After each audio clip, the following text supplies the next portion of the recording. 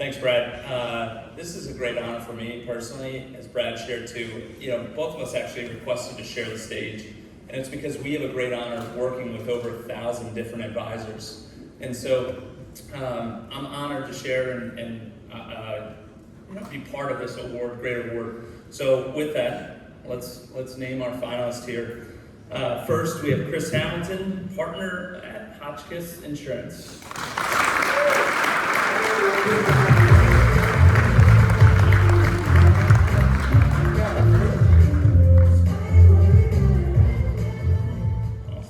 Second, we have Rachel Hawkins, owner and advisor at Angler Insurance.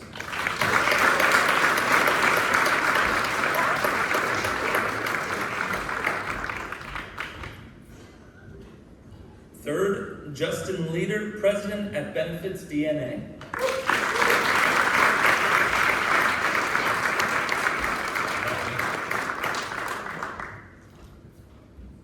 Fourth, Diana Miller, benefit advisor at Connor Insurance.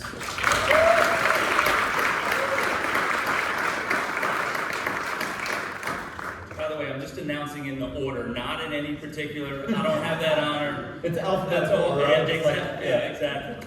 All right. And last but not least, David Smith, senior vice president at eBen Benefits.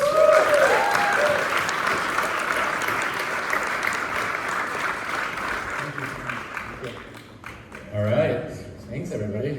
Let's sit down and get comfortable. We're gonna have a chat here before we announce our winner. Welcome to the stage. I'm thrilled to have all of you here, and it's been so nice to, just spend some time. Hopefully everybody's had a chance to read the articles that we've written. I mean, these are just amazing folks up here, so if you haven't had a chance yet, go on to BenefitsPRO, read all about them. They have amazing stories and they're doing great stuff. So I want to start off with a big one. Each of you has obviously built a very successful career, or you wouldn't be up here. What has been one key to your success that you would call out? Chris, do you want to start? Sure. For me, I would say it's having mentors, both inside the industry and outside. Being an insurance broker is an apprenticeship type job. It's not something you can go watch a YouTube video or read a book and become an expert in it. And so having somebody that can show you the ropes, teach you, help you understand how to work with clients, but also how to work with partners to develop plans was critically important to me. I had my best friend taught me the business, but also having an external mentor, somebody that had been a CFO and a CEO of multiple companies. He got me thinking about the business from outside the industry, how clients think about buying something as expensive as health insurance, how they manage that. And so I feel like meshing the two of those mentorships has been very critical for me as I've built the business. I love that. Thank you. Rachel? I agree. We have the same business coach, and so I couldn't, disagree with that anymore.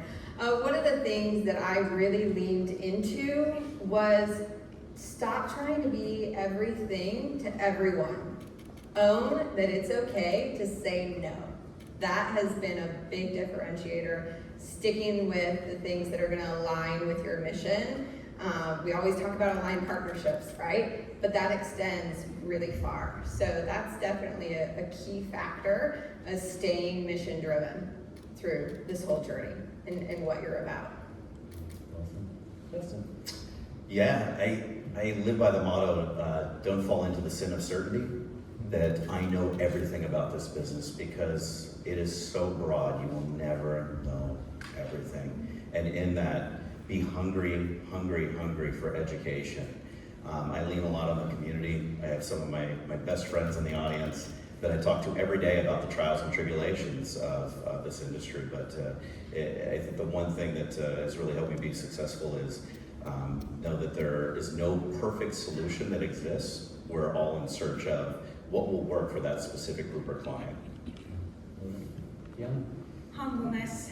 I definitely can say that we all have our peaks and valleys in the advisory role, and the peaks are wonderful, and it's very exciting when you get a win, when you win a client, when you get an AOR, when you find a vendor that works and is doing a great job, and your client is saying, hey, I'm really enjoying working with you, and we really like this program. That's awesome. But there's also valleys, and in those valleys, for me, has been so important to say, I messed up, I made a mistake, and I'm eager to learn how to fix it and how I can be better every single time. Humbleness. That's great. David? I would say curiosity. I think the fact that I never feel like, to your point about knowing everything, it is the fact that I realize I come to something like this and I find out so much that other people are doing, and I figure out a way to, how will that work for me? How can I do that? Or there's an article, or there's some other piece. The fact that I feel like I've remained curious the entire time has just let me be prepared for what's coming. And I think that's helped me a lot, and I think it's helped the rest of my team do great. Those are great. So this one's related, but I think it's still different. There's probably a few people out in the audience who are, starting out or struggling in their career and maybe haven't reached the levels that all of you have yet. What piece of advice would you offer them that you wish you had known earlier in your career? And maybe we'll go back the other way. David, do you want to start that one? Well, I mean, I think something you said about saying no is very true, but I think the biggest thing that I would say to anybody starting this business is you are going to make mistakes. And the very best thing you can do is own them. Own them to your client, own them to yourself, own them to your team, and then just resolve to not make that mistake again. Be resilient, persevere. Like I said, there's always going to be challenges. I encountered challenges even in trying to move from kind of what I consider the old status quo world into the next gen world. And at one point I considered, do I just kind of keep staying on my lane, keep doing the status quo thing, and just ignore that we have a problem, just like the sleeping dog lie. And the answer is no, don't do that. Persevere, be resilient, keep looking for different ways to do things, because that is what this community is for, and we're all here to help each other. So be resilient and persevere. I love that. It's a roller coaster of emotions, this business. And I know that the wins are important, as you said, but I think keeping a learning log of the things that you can improve upon are vital. And I'll share with everybody. A couple hours ago, I got a new group. Awesome. An hour later, I lost a group. And it's like, come on, what the heck? But you know what? There's something to learn in all that. What's that? Which one was bigger? They were actually equal size. So as a business owner, I'm like, okay, it balances out, right? But what can we do better and improve upon? And I think celebrating that, and I'll take something Chris said, you really need peers. You need mentors. And what I've found is I've learned just as much from somebody that has been in the business for 30 years as somebody that has been in the business for 1 year, because you need to keep that fresh perspective as well. Yeah, absolutely.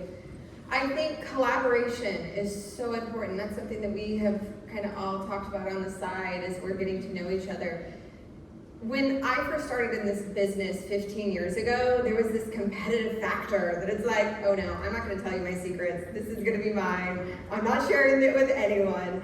And that really changed for me. And I learned that, no, I'm an open book. Here's what I do. And I want everyone else to, pick and choose from it. And so I can soak up. When we collaborate together and it's not that competition, the success that comes out of that is remarkable. And also, I've heard it a few times today, surround yourself with those that are doing great things. You always have to keep learning in this business. This is the bad thing about going last. That's why I switched it up, so you're not always last. Everyone took all the good answers. Yeah, exactly. Mine is somewhat of a mix of things everybody here has said. I have a phrase that I use with my team all the time, which is always a student, never a master. You always have to be learning, because the market's constantly evolving. What your competitors are doing, what the market's doing, what legislation and regulation is doing. We always have to be students. Resiliency is so important because, as you mentioned, you're going to hear a lot of no's.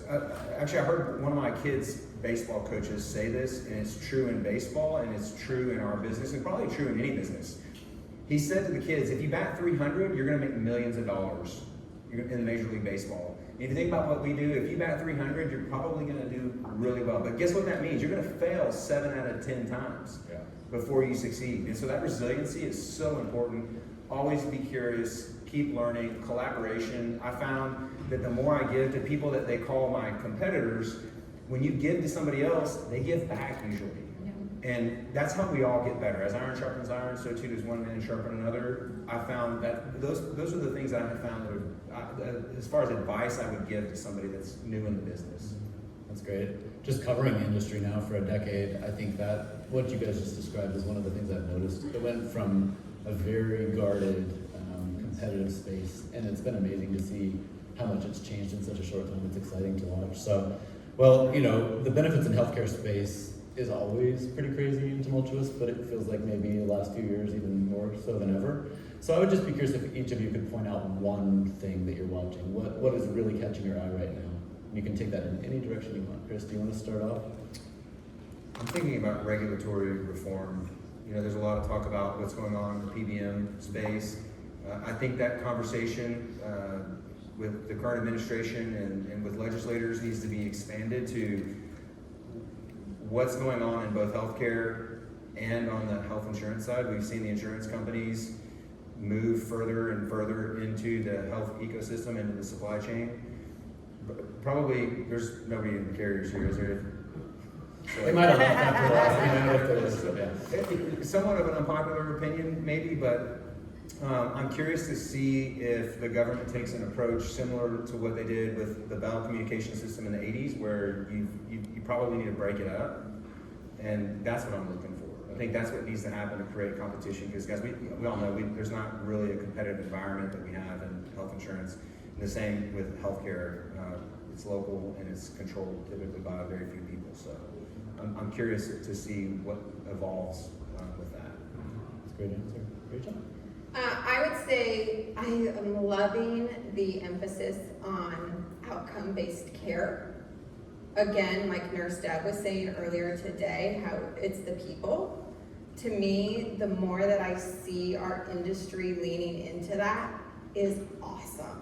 I personally love direct primary care as a solution, and just where this is going to go in the future and how we're going to focus more on our members and their families and the people that are the heart of this business. So that is where I'm really excited to see where this continues to go through Care First. I think we live in an exciting time, especially for this industry.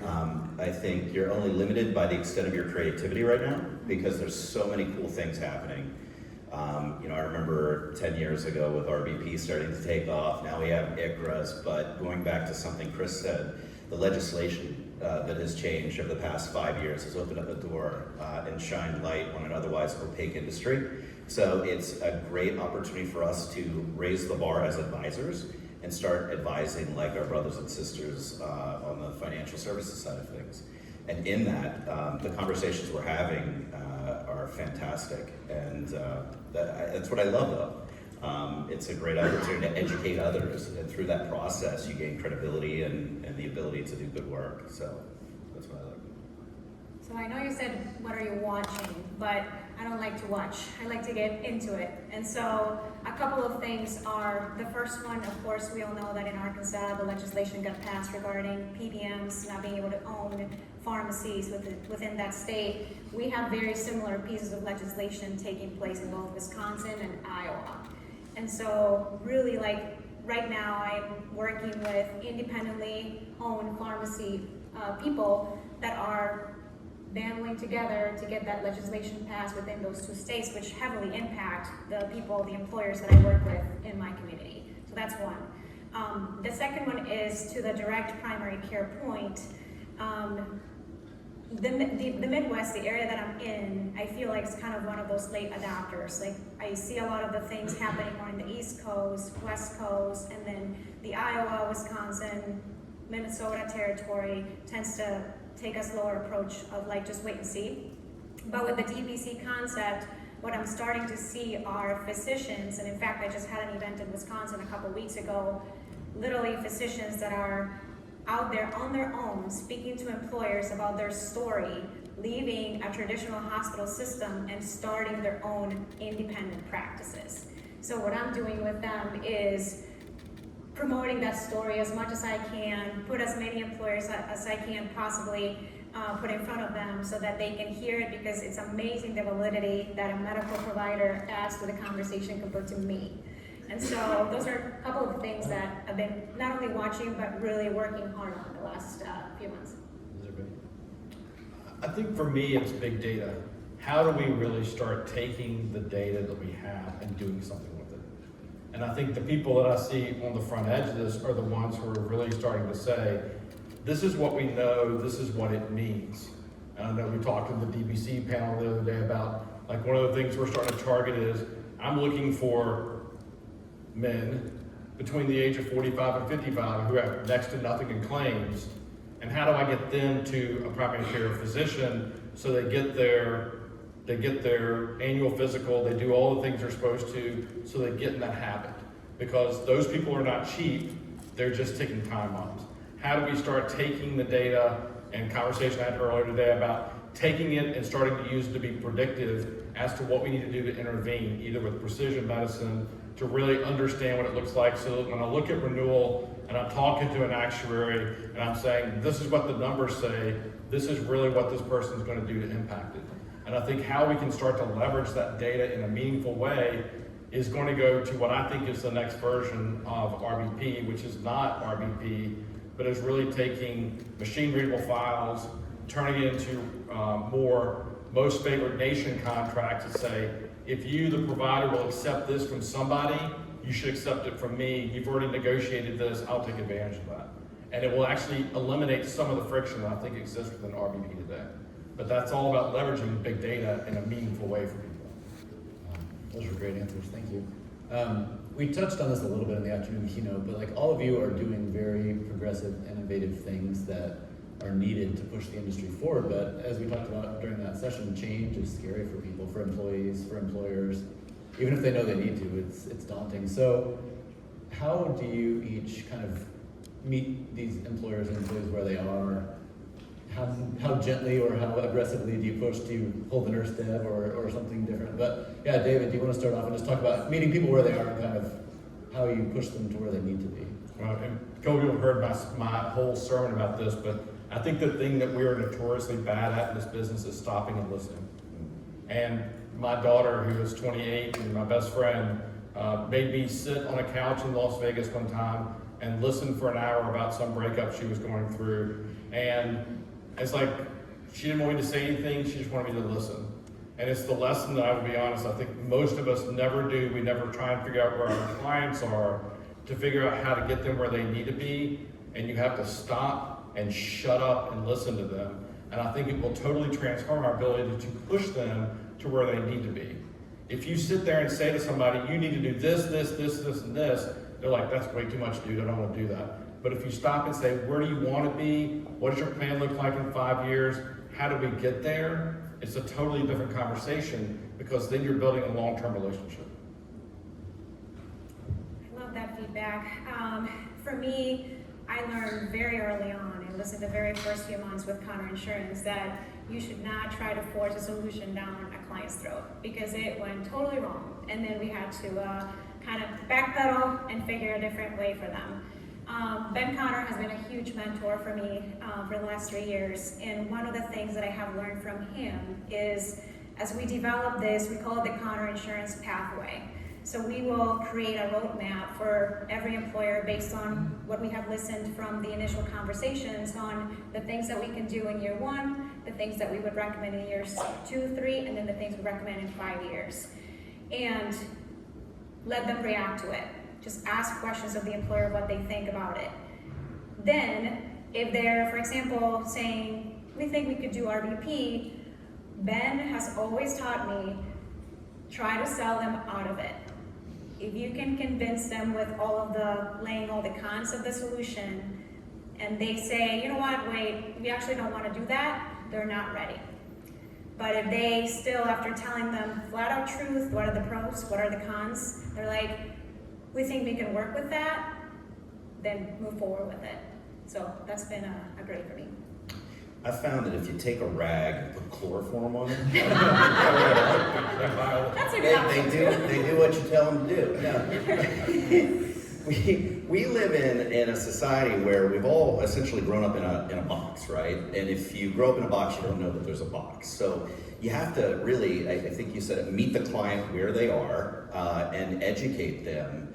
And we know that this business is so broad. It's kind of like Baskin Robbins. There's 30-some flavors of how you can build a health plan, but you got to meet them where their risk appetite is, where financially they can maintain as a business, and then educate the heck out of their population, because I don't care if it's a traditional business plan or you're doing reference-based pricing, there are educational hurdles that you're going to deal with. 100%.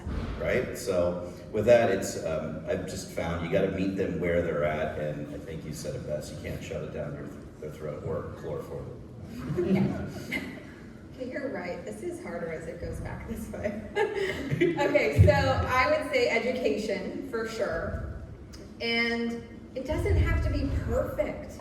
I think having them take baby steps, making progress. I really lean into, we're gonna crawl, we're gonna walk, we're gonna run, we're gonna fly.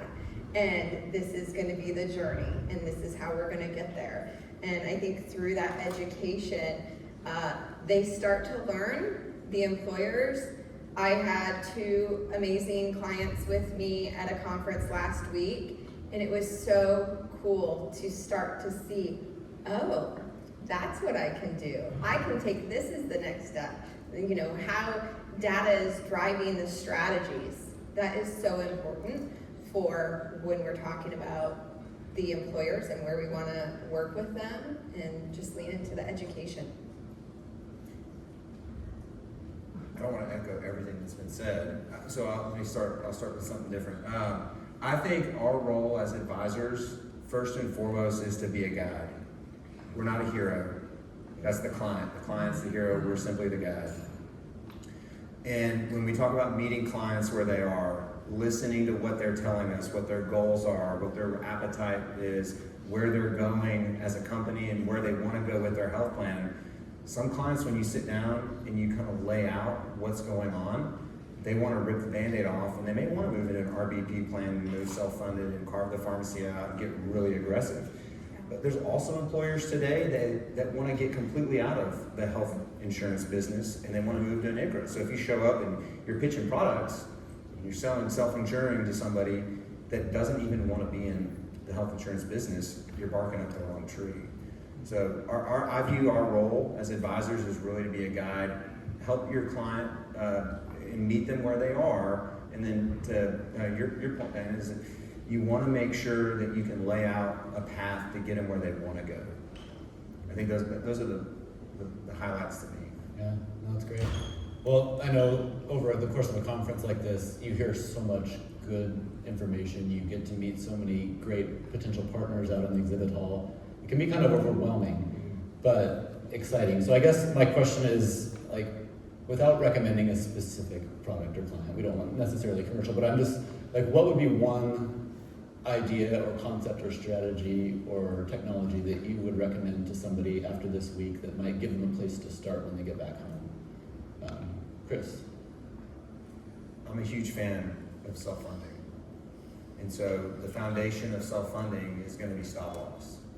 And you've got to work with somebody that you can partner with, that can understand the clients that you work with. And depending on different parts of the country, there's different data available, and there are some stop loss partners that won't work without data, and there are others that will, and they can do manual underwriting. They've got actuaries that understand that. So if you're being somebody that's really interested in self-funding, that's to me a big takeaway, is to make sure you have the right partners there. That's the foundation that the house is built on. Good job.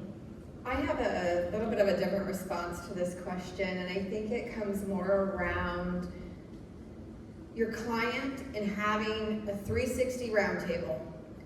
Who else does business with them? Get the lawyer, get the accountant, get other people that are also involved in your employer's decision making. I don't care if it's once a year, you're meeting for lunch, provide lunch, whatever. But if you can get those key people around this employer and be like, hey, so we're all on the same page here. What are your goals, Mr. and Mrs. Employer? What are you trying to achieve here? And by collaborating with all of the other people they're already doing business with, their payroll vendors, all of that, I think that you'll gain a lot more insight of what they're trying to do, and you're gonna create partnerships, which is everlasting, in deepening your roots within your community. To me, that is something that has been a game changer. When I turn my perspective to working with these employers on a bigger scope about their business, not just benefits, and we're collaborating, it's phenomenal. BenefitsPRO does a good job of bringing together a community, and that's what this is. It's a community. And I think it's a collaborative effort where we all have an opinion on how things could be done. But what I love is that we all have a how in our mind, but collectively, the common denominator is the why. And Adam Berkowitz had said in one of the sessions, there's no CPT code for cure, right? We are truly a sick care system. So pulling from each of the vendors that are in the exhibit hall and learning from all of my peers here today, I love the fact, and I'll use a fishing reference. I have now more lures in my tackle box, more tools that I can lean into. And for that, I'm very thankful anytime we can come together across this industry. I think for me, it's, as an advisor, to your point, Paul, it's very overwhelming, in all respect, but there's so many solutions out there. And to try and, take time away from helping clients and prospecting and writing new business, to sit down with every single solution, it's impossible. We're human. We don't have enough hours in the day to do that. And so I recommend that you heavily rely on being a person that engages with some sort of an advisor network. And for me particularly has been the Next Gen Mastermind Network with Nelson Griswold, as well as Health Rosetta with Dave Chase. Within those communities, I have been able to understand that I don't want to make the same mistakes that somebody already made with, because something went wrong with a specific vendor or solution. I want to learn from that so that I can bring something that's even better for my client. And just like when we're trying to get a job and get a client and get a reference, or clients are asking us for other client references on their experience, this is like the reference world. So those advisors have been great references for me on recommending solutions, and it saves me a ton of time. And I heavily rely on their experience and approach that solution for whatever I'm looking for in my clients. I will tell you, I've been for probably 6 times, and I think probably the first time I came, it was getting the Sears Christmas catalog. So many great ideas, so many things you wanted to do, and you're like, I make my list, I want to do this, I want to do that. And I think what's happened over the last few years, the evolution has gone from, that's a great idea, to, can I actually make it work?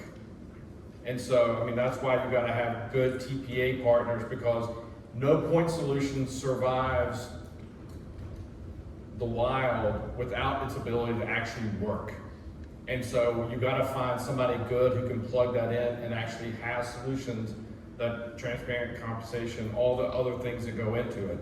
But I heard this first from Jessica Beams a few years ago, and Chelsea reinforced this yesterday, which is anybody that you work with, understand their business, what kind of trouble they've gotten into, what their background story is, because I can't tell you how many people I've seen in the room next door, wherever it was, that honestly started as an MBA project. They got angel funding, and they went to the market and like, hey, we can do all this, and then you get 6 months in, and you can't turn the engine on. You can't actually apply it.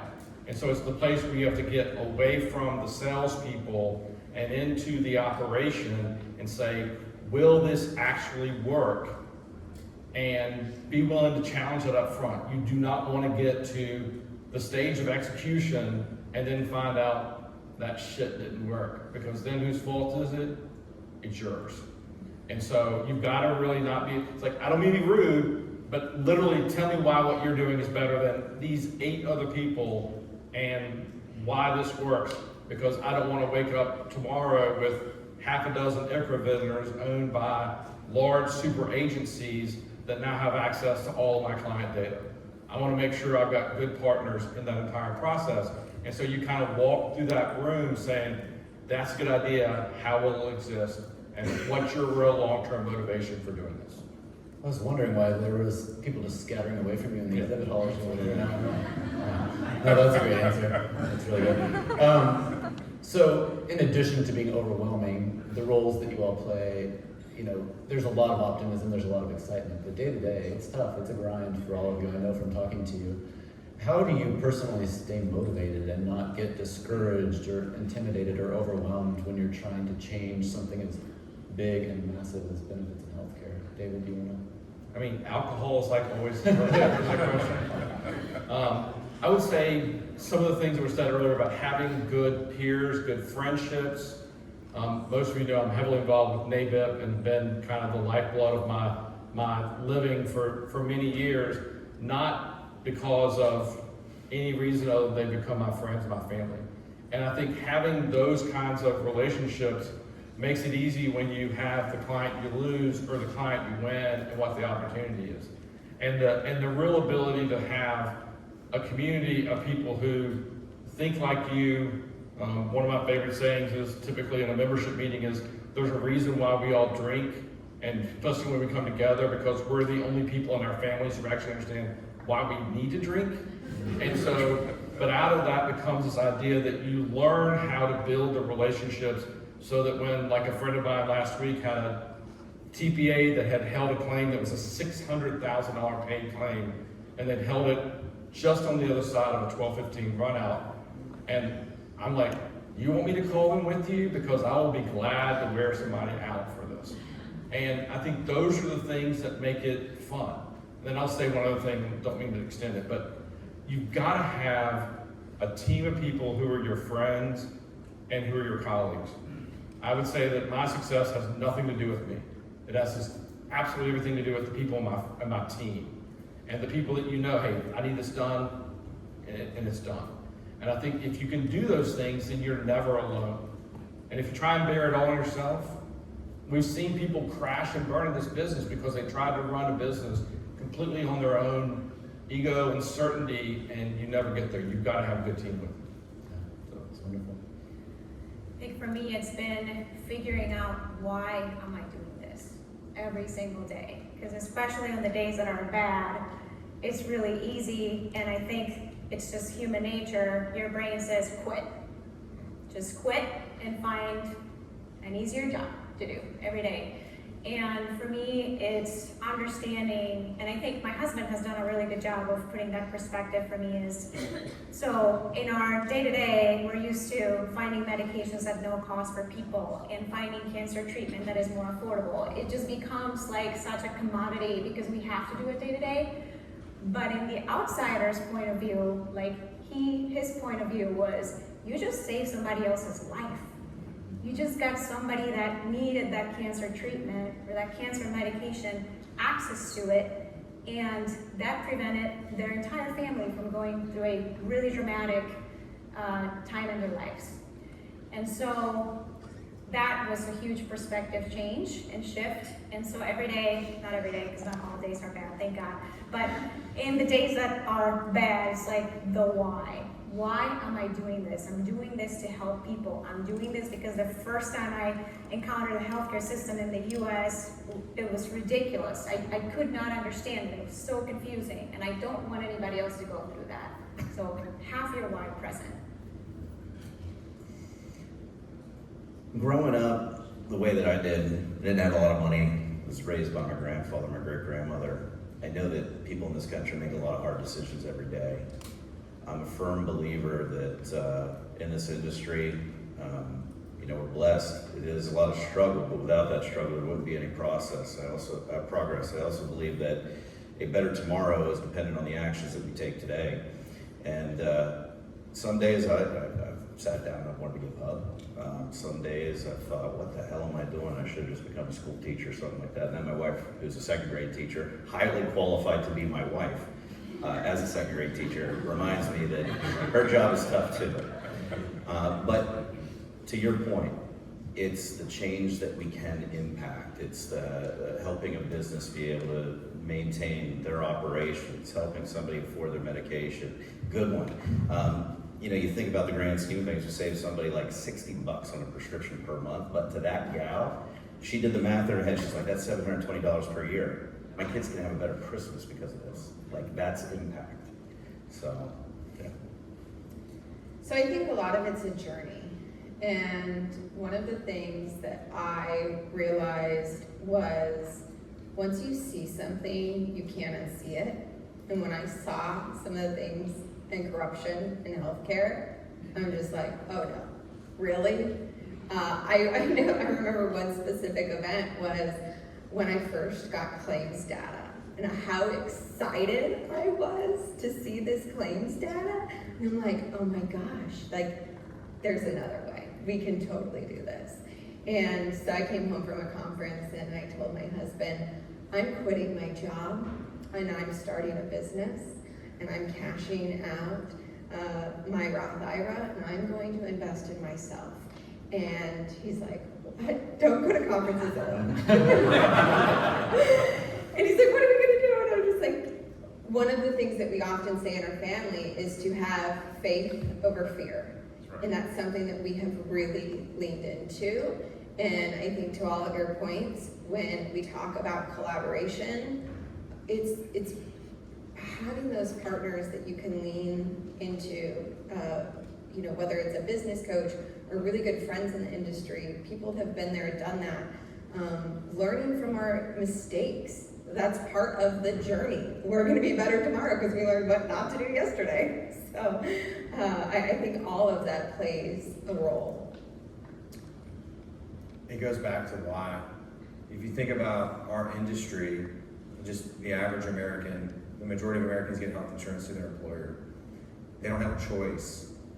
It's what their employers picked for them. They don't have a voice. And most people don't understand how health insurance works. Before I got into this industry, I was in finance. And whenever open enrollment came, I would get my booklet and I would actually call a buddy of mine who was a broker. And mind you, I had a finance and economics degree. I had an MBA. I could do the math, but I didn't understand, hey, what's a deductible and what's the difference between a deductible and out of pocket and what does co-pays apply to and what's the difference in these networks? You don't understand any of that. And I think about my brother. I'm going to tie all this together. My brother worked for a Fortune 500 company and he had a series of years of bad health and his health insurance bankrupted him. He was with a big employer with a big health plan. And the ironic thing to me is same industry right down the street was one of my clients. In the same industry, much smaller. But they offered free health care to their employees. They offered free insurance and health care because of the way they had designed their plan. They had designed it in a way to save money and they passed that savings and shared it with their employees. And it reminded me that all of us in this room, all of our clients' employees, they get the health insurance just by dumb luck of where they landed their job.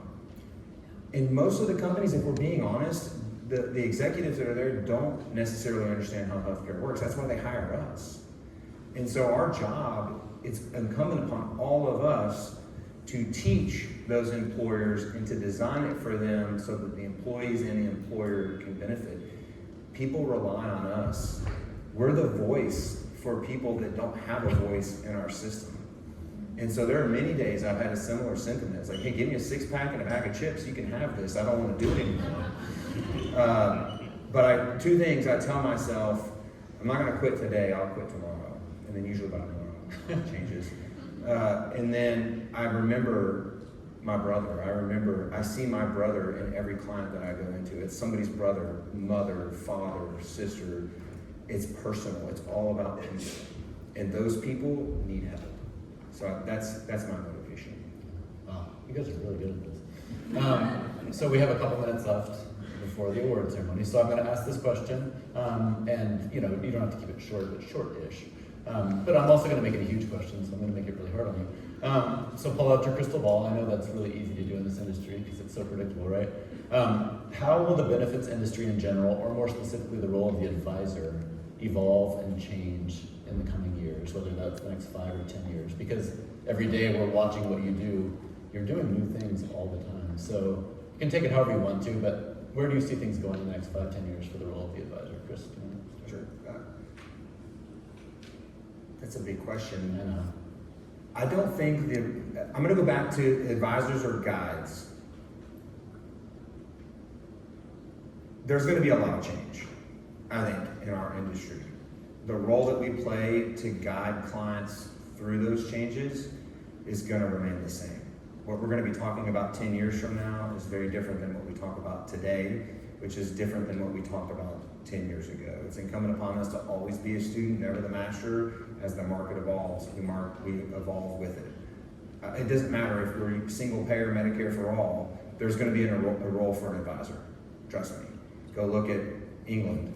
There's private still insurance. Many employers are still going to offer something. They need somebody to guide them through it. And I think about, actually, what's really cool is if you look right as you walk out of this room, what you'll see across this balcony is a windmill. And then next to that windmill is this really old plant. And I saw that today and I thought to myself, wow, that's like our industry. And it's like so many industries that we've seen. Think about digital photography. Kodak is actually the one that invented digital photography, and they're bankrupt today. The taxi industry didn't create Uber or Lyft. Blockbuster had an opportunity to do streaming, but that was Netflix and Hulu, right? So there is going to be dramatic shifts, and it's not going to be from people that we think it's going to be. It's going to be from somebody that we don't even know exists today. And our job is to stay in front of that and understand those changes as they're happening and figure out, to David's point, what's relevant, what's not, and how do we incorporate it into what our clients need. Our job, actually, I'm going to change my answer, is the guide, but to be relevant. To be relevant. Because it's going to be different in 10 years from now. Whoever's taking notes, put that down. It's going to be very different. Yes, that's very helpful for my edit staff. Can everybody just say what their takeaway should be? That would be helpful. Yeah. Rachel, how about you? I think the impact that all of us are making today is going to set the tone for the future. Going back to the data that I think a lot of us have talked about, the concept or thought of forward thinking, making it so much easier to read some of these files and how things can be simplified is fascinating. What we do as advisors is meaningful work, and that can't be lost as we continue to go through this. And it makes an impact on the future of what we're trying to achieve. So I'm excited about the long-term strategies that are going to be put in place and all of the new things and AI that's going to help just drive it. I think now is an awesome time to be in this industry, and I'm so excited to see where it's going to go. It's a wild time to be in this industry. Yes. I wrote a blog a few months back about, if you've seen The Big Short, this is the big short for the healthcare industry and bubble in general. I mean, we're spending $5.3 trillion this year, something god-awful like that. I wrote that article, and then like a month later, CEO of United Healthcare gets shot, right? Tragic, horrible. What is the most surprising thing for me was the reaction from the community to that event. And I feel like the cat's out of the bag, right? There has to be change, and there's going to be a hell of a lot of change over the next 5 to 10 years. The next 5 months with the current administration, we're going to see a lot of change coming down the pike. And where legislation fails, there will be litigation and be this back and forth. But within there's an opportunity for people to evolve. So you can either be on the Titanic or you can evolve with the times. I'm just honored to be on stage with some of the coolest and smartest people that I've had an opportunity to meet, as well as share in this community. So regardless of where we are in 5 and 10 years, I agree wholeheartedly with Chris. We will still be in business. Yeah, I agree with Chris in the sense that the advisor role is just going to continue to evolve, but there is always going to be the need for one. I was lucky or unlucky enough to be part of the 401k transformation and transition as it relates to fiduciary and what the role of a fiduciary plan, understanding fiduciary responsibilities for plan sponsors, as well as 401k or financial advisors was at the time. I was working with a retirement company. And I see that coming here with the losses, of course, that we have seen from Johnson & Johnson and JP Morgan and Wells Fargo. There's, to your point, Justin, the cat's out of the bag. There's more awareness, is being more public. So from a legislative perspective, fiduciary rules, all of that's going to become much more prevalent in the next few years. I also do think the incorporation of AI is going to be huge in many different aspects of our industry. That includes business automation, operations and automation, which can be good or bad, because we don't want to replace service necessarily with 100% a robot or a chatbot. But I do see some good things happening from it, like what Marshall Allen's wife, Sanja, is doing. And I don't know if you guys are aware of it, but I encourage you to look into this, is they have fed all of this information that Marshall, before his passing, wrote on how to dispute medical bills step by step for anybody in the United States. And they have created literally an AI clone of Marshall, where any American citizen can go to his website, marshallallenproject.org, and they can enter information about medical bills that they're having issues with, being sent to collections, whatever the case might be, and this AI tool is providing them with prompts on what to do next. That I feel like is fantastic for our industry. So legislative changes, AI changes as well, multiple others, but again, to your guys' point on the advisor role, there's always going to be, employers don't have the time to manage the healthcare spend, but it's the second or third item in their P&L, so they're going to need somebody on their side to help figure all of this out. I would say this is an honorable profession. What we do for our clients fundamentally changes people's lives, to the stories you've heard. And I think 10 years ago, in a conference like this, and we were in the midst of talking about the ACA, people were more worried about commissions than they were worried about what was in the best interest of their clients. So we've seen that transformation in the last 10 years. But the real strength of our industry is going to be our ability to go to state capitals and to Washington and tell legislators the stories about what our clients care about. I said this earlier in the session because it's one of my passion projects, which is when you sit down in front of a congressional staffer, you sit in front of a legislator, and you tell them what you do, their eyes glaze over. But when you say to them, you've got the hospitals over here pushing for something. And why are they pushing for that? Because they want to make sure they get their money. You've got some physician groups, particularly some specialty groups. Same thing, they go to legislatures, they get mandates passed, and who pays those bills? Our clients do. Carriers, with all respect to the carriers, and somebody else said this term earlier, and I completely agree with it, are nothing more than money handlers. They're truly just taking our clients' money and doing what they can and making their own profits on it. So when I go to the legislature in Raleigh and I go to Washington, I always say to people, these other folks are coming to you lobbying on the issues that we care about, and they're all worrying about how they can get a hold of my client's money.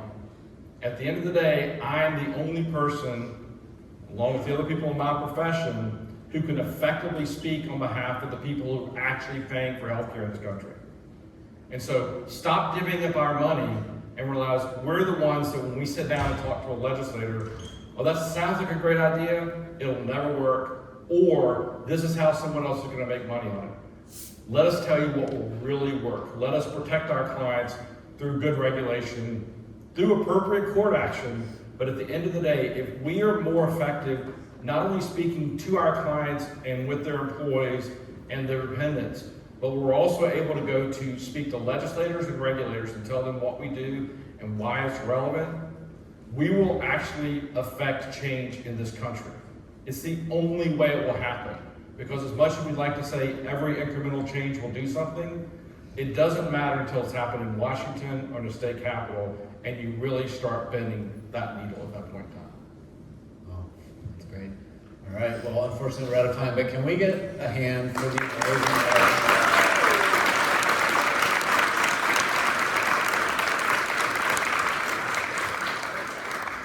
I was telling them before we got up on stage, you know, we do always have to pick one advisor of the year, but clearly any of these wonderful advisors would qualify. And I just want to emphasize, we are going to be connected, and you're going to see them writing articles for us on blogs. And I would encourage you to read their stories, share their stories, connect with them, because obviously they're doing amazing things and they're so well spoken. So thank you all. It's great to share the stage with you.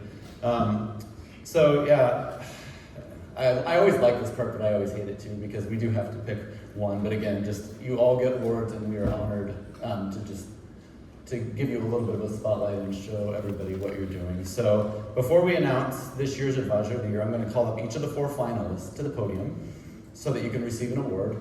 We're gonna have a quick photo shoot with each one of you on stage, and then afterwards I would just ask you to all gather down below, and we will all let people meet you, and we're gonna have another little round of photos.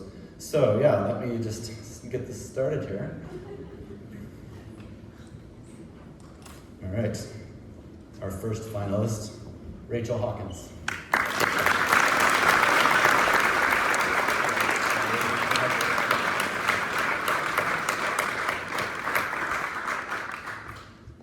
Yeah, and if you just hang out down there, we will join you shortly.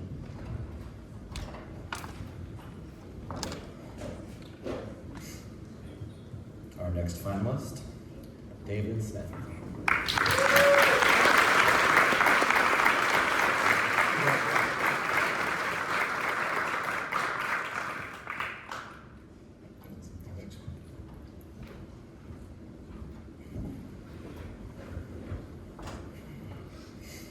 Our next finalist, Deanna Miller.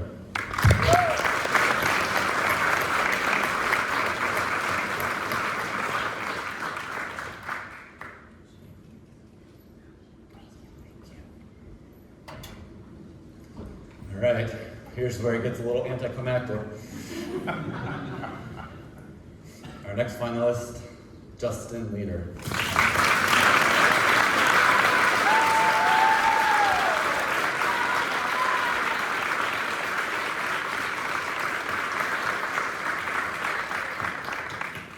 And as you may have guessed, that means our 2025 Advisor of the Year, Chris Hamilton.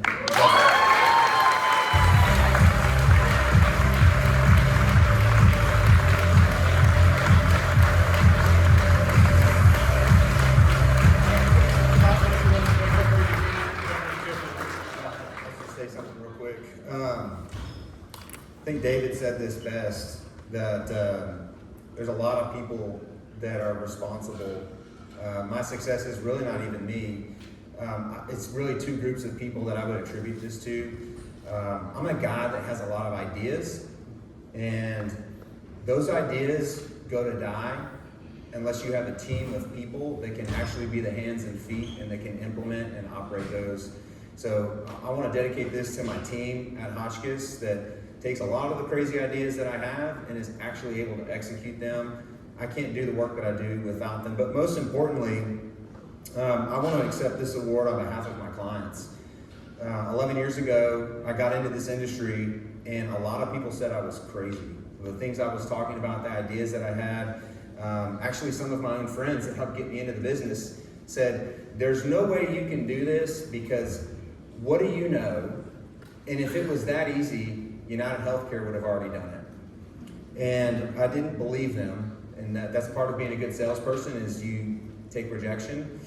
And but I went to my clients and I went to prospects and I said, this is the vision that I have, the idea that I have. And clients gave me the opportunity to guide them through that process, that journey that they're on. And because of them, I had a job, first of all. And I've also been able to do work that I love. So I humbly accept this award on behalf of my clients. And I thank you all, and I do want to congratulate all of the finalists. I'm just very honored to be here and in your company. Such exceptional people. So thank you all. I appreciate it. All right, we're gonna gather for some photos. You can come congratulate everybody and take some photos yourself.